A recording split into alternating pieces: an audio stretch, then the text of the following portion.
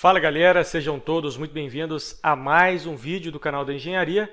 Eu sou o engenheiro Felipe Rodrigues e no vídeo de hoje nós vamos comentar um pouquinho aí sobre o acontecimento lá em Muzema, no Rio de Janeiro, onde dois prédios desabaram hoje de manhã, no dia 12 de abril.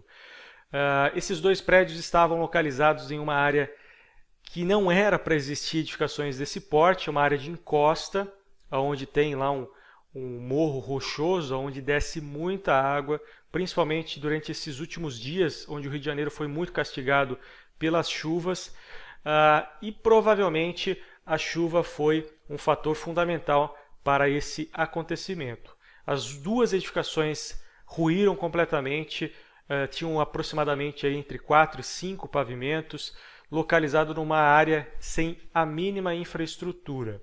Para vocês terem uma noção, as ruas não eram pavimentadas, né? E no fundo da edificação, que tinha uma mata fechada, tinha ali um problema muito sério de escoamento de água que vinha oriundo lá do morro do Muzema, que descia a água, parecia cachoeira. Tem uma imagem que eu vou mostrar para vocês daqui a pouco que a gente consegue ver claramente a problemática disso tudo. Então, essas duas edificações provavelmente não tinham nenhum tipo de responsável técnico, tinham problemas na fundação, muito provavelmente. Teve fundações aí que não foram dimensionadas conforme a necessidade da edificação. Eram prédios de 5 pavimentos, construídos sobre um solo arenoso, que é o solo que compõe essa região litorânea do Rio de Janeiro. Então, um solo arenoso ele tem uma problemática com a saturação.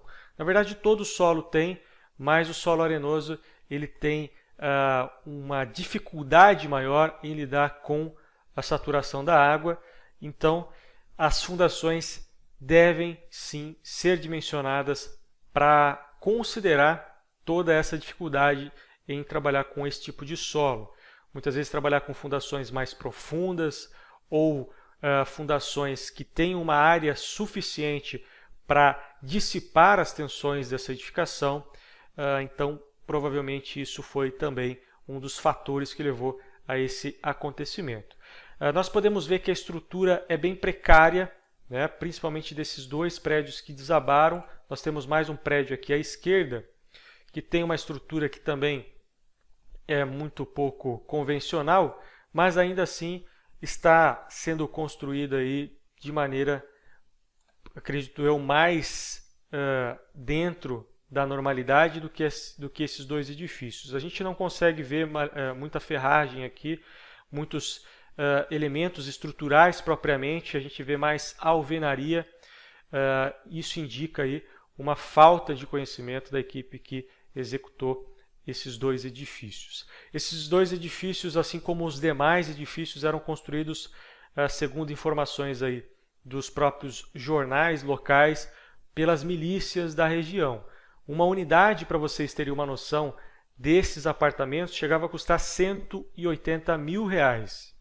E como o Rio de Janeiro é uma região cara para se viver, as pessoas acabavam recorrendo a essas áreas que eram consideradas áreas de risco pela própria prefeitura. Então, é necessário, sim, sempre pesquisar, né, antes de adquirir um imóvel, para ver se esse imóvel está dentro da legalidade. Nessa região não era permitido a construção de imóveis com mais de 2 pavimentos, se não me engano, e a gente pode ver aqui nessas imagens que nós temos edifícios aqui de 8 pavimentos. E são edifícios que aparentemente têm até um acabamento bacana, né? Mas que devem ter seguido aí um método construtivo pouco convencional, né? Então, eu vou mostrar para vocês uma imagem, só para vocês terem uma ideia da região onde estava localizado essa edificação. Nós temos aqui as duas edificações, né? Os dois prédios aqui, um branco e um verde, e no fundo a gente consegue ver o morro do Muzema, e aqui parece duas cachoeiras, né? Mas nessa região não há cachoeiras. Isso aqui é água mesmo escoando do morro, porque lá em cima tem uma área de mata, né?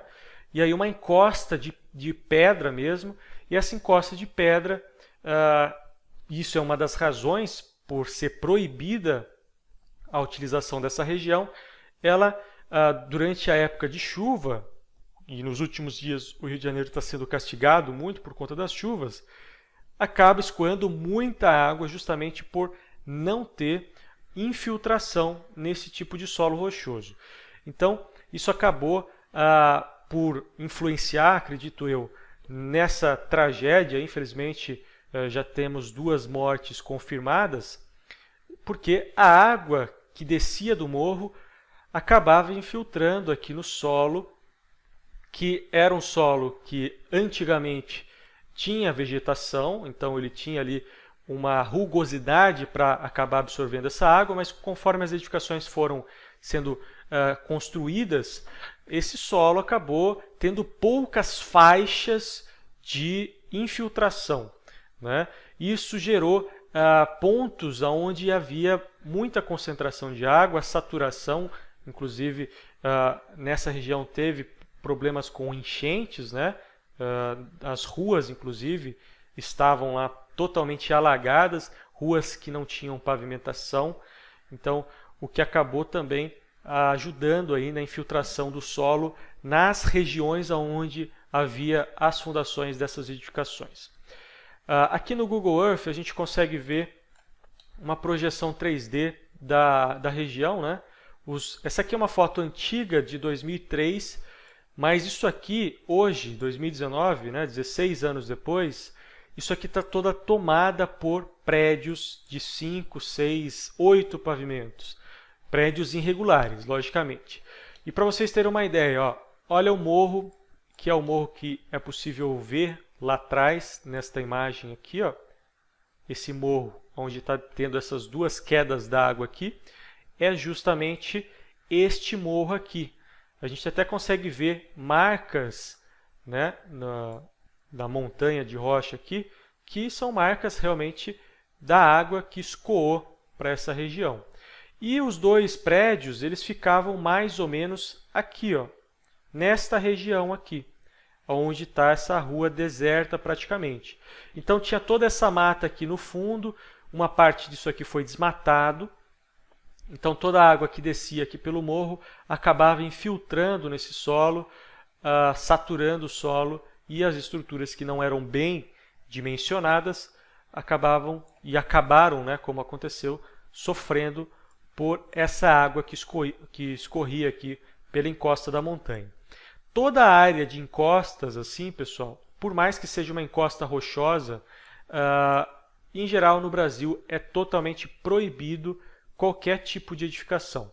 É uma área protegida justamente para resguardar tanto a natureza do local quanto a vida das pessoas que poderiam ocupar aquele espaço. Porque a área de encostas são, em geral, áreas instáveis e que independem aí das ações do homem em qualquer tipo de eventualidade, por exemplo, de chuvas. Então isso aqui, em épocas de chuva, acaba virando aqui várias cachoeiras aqui que escorrem, e isso é natural, e toda edificação que estiver próximo a essa encosta vai sofrer por isso. Então, essa é a importância, né, de se ter um profissional capacitado para executar esse tipo de edificação. Uma edificação, por menor que seja uma casa térrea, um sobrado, é sempre importante ter um profissional capacitado para orientar durante o processo de construção, dimensionar a estrutura corretamente, coordenar toda a execução da obra, para que a obra siga de acordo com os critérios estabelecidos em todas as normativas nacionais, para que isso não venha ocorrer. Então, eu vou colocar uma imagem para vocês de como isso está hoje, tá? Então, eu vou adiantar aqui o nosso relógio. Nós estamos aqui no ano de 2003, 16 anos atrás, e eu vou colocar aqui a foto mais recente dessa região. Vejam só, essa é uma das fotos mais recentes da região. Nós temos aqui várias edificações. né? Lembra que aquela rua estava totalmente deserta em 2003 e agora a gente já tem 1, 2, 3, 4, 5, 6, 7, 8, 9. Só nessa rua são 13 prédios e são prédios de no mínimo 4 pavimentos. Então, houve aqui uma diminuição, primeiro, da vegetação, que fazia parte aí da absorção dessa água, e também o acréscimo de tensão nesse solo, que poderia ser um solo instável, que é um solo arenoso. Então, uma área de preservação, uma área de encosta, uma área de, digamos, de risco, né, para todos os ocupantes aqui. Então, isso aqui tem que ser muito bem observado. Inclusive, saíram reportagens aí, algumas semanas atrás, falando justamente dessas edificações irregulares no Rio de Janeiro. Isso acontece em todo lugar do país. Então, é necessário sim uma fiscalização dos órgãos, inclusive o CREA e o próprio município, porque eles são corresponsáveis, sim, por toda a vítima fatal ou por todo o dano material nesses casos, porque eles são os órgãos fiscalizadores e precisam sim ter uma responsabilidade sobre todos esses acontecimentos. Ok, pessoal? Então são essas informações que eu tenho até o momento. Logicamente que são apenas especulações, eu não conheço a região, informações que foram coletadas muito precocemente após o acontecimento. Então, toda especulação aqui entenda como mera opinião, não coloquem isso daqui como verdade absoluta, porque nós temos que esperar aí informações técnicas do pessoal que vai efetivamente fazer esse laudo aí do que aconteceu e se as edificações próximas estão a salvo ou não, já que elas foram interditadas devido à queda desses dois edifícios. Ok, pessoal? Então agradeço a audiência de vocês até aqui. Se você ainda não é inscrito no canal, se inscreve aí, porque aqui tem muito conteúdo interessante para você. E no mais, aguardo vocês no próximo vídeo. Valeu e até lá!